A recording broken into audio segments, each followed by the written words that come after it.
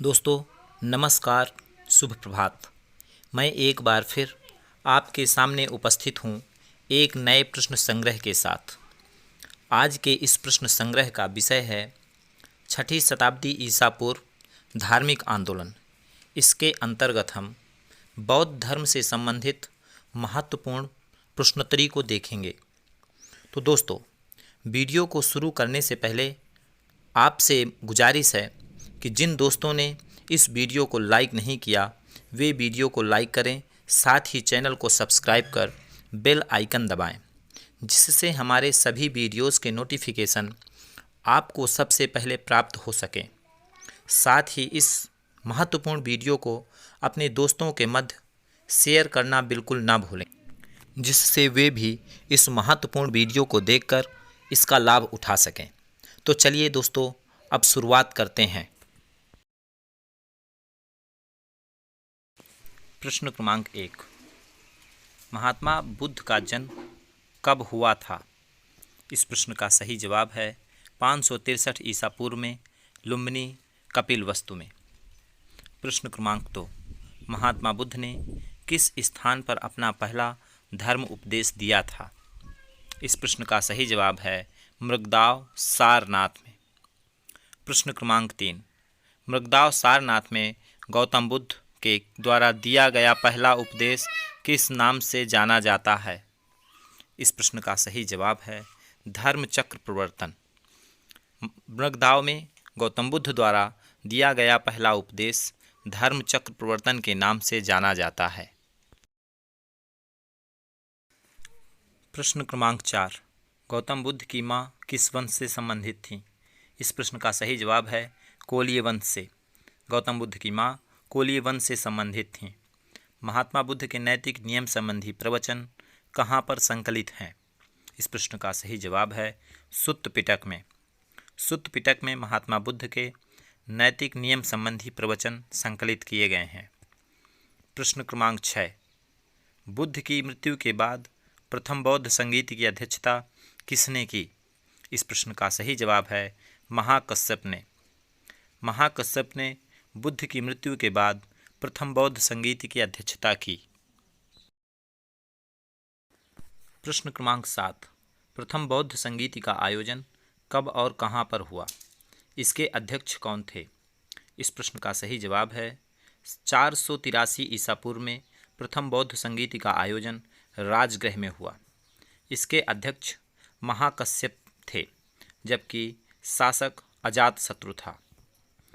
प्रश्न क्रमांक 8, द्वितीय बौद्ध संगीत का आयोजन कब और कहां पर हुआ? इसके अध्यक्ष कौन थे? इस प्रश्न का सही जवाब है 383 ईसा पूर्व में वैशाली में द्वितीय बौद्ध संगीत का आयोजन हुआ। इसके अध्यक्ष सबाकामी थे। इस समय शासक कालाशोक था। प्रश्न क्रमांक 9, तृतीय बौद्ध संगीत का आयोजन कब और कहां पर हुआ? इसके अध्यक्ष कौन थे? इस प्रश्न का सही उत्तर है 247 ईसा पूर्व में पाटलिपुत्र में तृतीय बौद्ध संगीत हुई। इसके अध्यक्ष मोगलीपुत्र तिस्य थे। इस समय शासक अशोक थे। प्रश्न क्रमांक 4, चतुर्थ बौद्ध संगीत का आयोजन कब और कहां पर हुआ? इसके अध्यक्ष कौन थे? इस प्रश्न का सही जवाब है प्रथम शताब्दी में कुंडलवन कश्मीर में चतुर्थ बौद्ध संगीत का आयोजन हुआ। इसके अध्यक्ष वसुमित्र थे, जबकि शासक कनिष्क थे।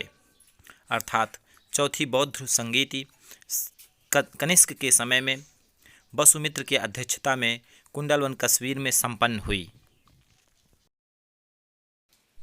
प्रश्न क्रमांक 11, हीनयान शाखा का विशालतम एवं सर्वाधिक विकसित शैलकृत चैत्यगृह कहाँ पर स्थित है? इस प्रश्न का सही जवाब है कार्ले में।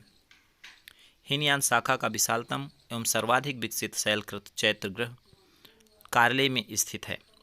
महात्मा बुद्ध के दार्शनिक सिद्धांत का उल्लेख कहाँ मिलता है? इस प्रश्न का सही जवाब है अभिधम्म पिटक में। अभिधम्म पिटक में महात्मा बुद्ध के दार्शनिक सिद्धांत का उल्लेख मिलता है। प्रश्न क्रमांक 13, बौद्ध परंपरा में भावी बुद्ध किसे माना गया है? इस प्रश्न का सही जवाब है मैत्रेय को। मैत्रेय को बौद्ध परंपरा में भावी बुद्ध माना गया है। प्रश्न क्रमांक 14। बौद्ध धर्म में बोधिसत्वों के कुछ गुणों के चरमोन्नयन की स्थिति को क्या कहा जाता है? इस प्रश्न का सही जवाब है परमिता। बौद्ध धर्म में बोधिसत्वों के गुणों के चरमोन्नयन की स्थिति को परमिता कहा जाता है। परिव्राजक किसे कहा जाता है? इस प्रश्न का सही जवाब है सदैव भ्रमण करते रहने वाला सन्यासी या त्यागी परिव्राजक कहलाता है। प्रश्न क्रमांक 16। विनय पिटक का संकलन किसके द्वारा किया गया था? इस प्रश्न का सही जवाब है उपालि के द्वारा। उपालि के द्वारा विनय पिटक का संकलन किया गया था। दोस्तों, जब तक हम अगले प्रश्न पर चलते हैं तब तक आप लोग वीडियो को लाइक करें, साथ ही चैनल को सब्सक्राइब कर बेल आइकन दबाएं, जिससे हमारे सभी वीडियोस की नोटिफिकेशन आपको प्राप्त हो सके। दोस्तों, अब इस वीडियो को अधिक से अधिक शेयर करें ताकि आपके दोस्त भी इस महत्वपूर्ण सेशन का लाभ उठा सकें।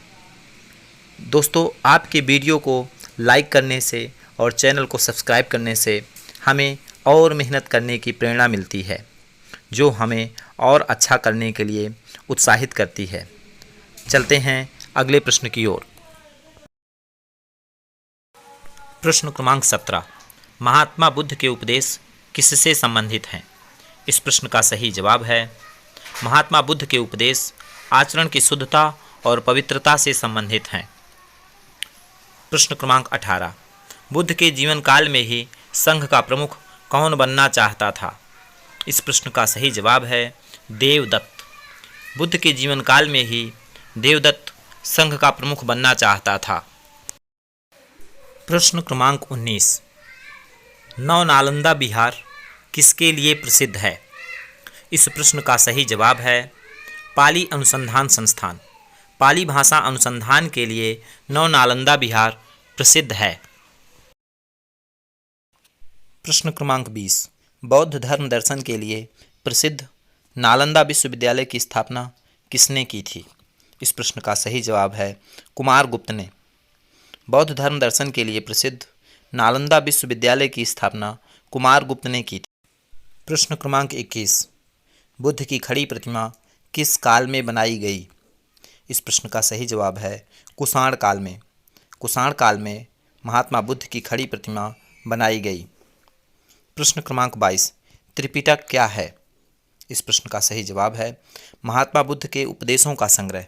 इसमें सुत्त पिटक, विनय पिटक और अभिधम्म पिटक तीनों पिटक शामिल हैं। प्रश्न क्रमांक 23। विश्व का सबसे ऊंचा विश्व शांति स्तूप कहाँ पर स्थित है? इस प्रश्न का सही जवाब है राजगीर बिहार में। राजगीर बिहार में विश्व का सबसे ऊंचा विश्व शांति स्तूप स्थित है। प्रश्न क्रमांक 24। भारत में बौद्ध शिक्षा के केंद्र के रूप में कौन सा स्थान प्रसिद्ध है? इस प्रश्न का सही जवाब है विक्रमशिला। भारत में विक्रमशिला बौद्ध शिक्षा के केंद्र के रूप में प्रसिद्ध है। प्रश्न क्रमांक 25। महात्मा बुद्ध को ज्ञान की प्राप्ति कहाँ पर हुई? इस प्रश्न का सही जवाब है बोधगया बिहार में। बोधगया बिहार में महात्मा बुद्ध को पीपल के वृक्ष के नीचे ज्ञान की प्राप्ति हुई। प्रश्न क्रमांक 26। शून्यता के सिद्धांत का प्रतिपादन किसने किया? इस प्रश्न का सही जवाब है नागार्जुन ने। नागार्जुन ने शून्यता के सिद्धांत का प्रतिपादन किया। नागार्जुन को ही शून्य के खोजकर्ता के रूप में जाना जाता है। बुद्ध के गृह त्याग की घटना को किस नाम से जानते हैं? इस प्रश्न का सही जवाब है महाभिनिष्क्रमण। महात्मा बुद्ध के गृह त्याग की घटना को बौद्ध साहित्य में महाभिनिष्क्रमण के नाम से जानते हैं। बुद्ध ने अपने जीवन का अंतिम वर्षावास कहाँ पर किया? इस प्रश्न का सही जवाब है वैशाली ने। बुद्ध ने अपने जीवन का अंतिम वर्षावास वैशाली में किया। प्रश्न क्रमांक 30। गौतम बुद्ध के द्वारा अपने धर्म में दीक्षित अंतिम व्यक्ति कौन था? इस प्रश्न का सही जवाब है सुभद्र।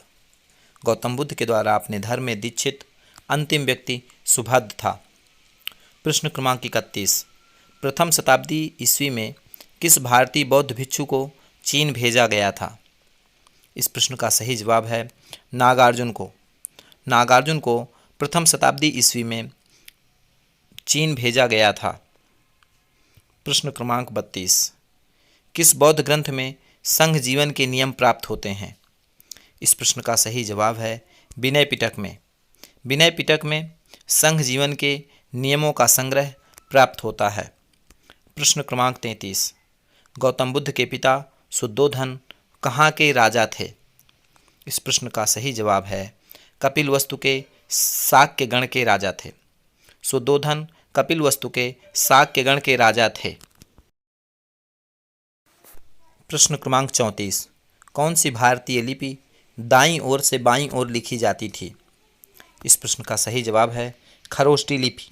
खरोष्टी लिपि दाईं ओर से बाईं ओर लिखी जाती थी। प्रश्न क्रमांक 35, बौद्ध धर्म के किस ग्रंथ में महात्मा बुद्ध के पूर्व जन्म की कथाएं संकलित हैं? इस प्रश्न का सही जवाब है जातक में।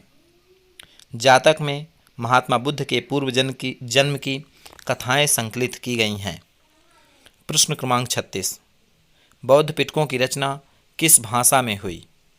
इस प्रश्न का सही जवाब है पाली भाषा में। बौद्ध पिटक, सुत्त पिटक, विनय पिटक और अभिधम्म पिटक, इन तीनों पिटकों की भाषा पाली भाषा थी। प्रश्न क्रमांक 37, बोध गया किस नदी के किनारे स्थित है? इस प्रश्न का सही जवाब है निरंजना या फल्गु नदी के किनारे। फल्गु नदी के किनारे बोध गया नामक तीर्थस्थल स्थित है। फल्गु नदी को निरंजना नदी भी कहा जाता है। प्रश्न क्रमांक 38, भूमि स्पर्श मुद्रा की सारनाथ मूर्ति किस काल से संबंधित है? इस प्रश्न का सही जवाब है गुप्त काल से। भूमि स्पर्श मुद्रा की सारनाथ मूर्ति का निर्माण गुप्त काल में हुआ। प्रश्न क्रमांक 39, वल्लभी विश्वविद्यालय भारत के किस राज्य में स्थित है? इस प्रश्न का सही जवाब है गुजरात में। वल्लभी विश्वविद्यालय गुजरात में स्थित है। प्रश्न क्रमांक 40, ललित विस्तार पर आधारित पुस्तक द लाइट ऑफ एशिया के लेखक कौन हैं? इस प्रश्न का सही जवाब है सर एडविन एर्नॉल्ड।